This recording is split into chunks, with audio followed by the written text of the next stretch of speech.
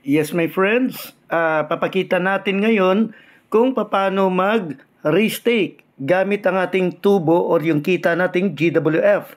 Remember, yung isang GWF ngayon ay nasa 0.16 cents sa dollar or sa pesos, mga 10 pesos po.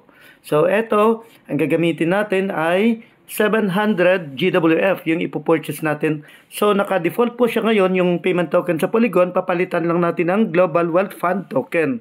Ayan po. And let's pay. And let's click confirm.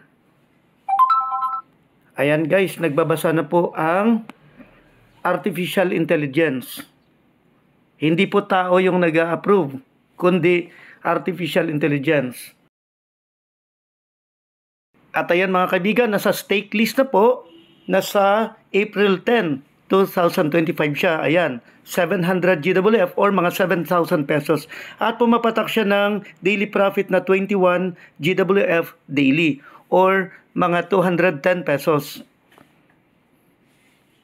Ayan, may natira tayong 347 GWF at meron tayong real-time na patak. Ayan, ang bilis guys kasi nasa 3% daily na po tayo.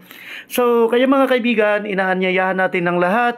Worldwide, we are inviting you to join GWF, our savior dito sa online business.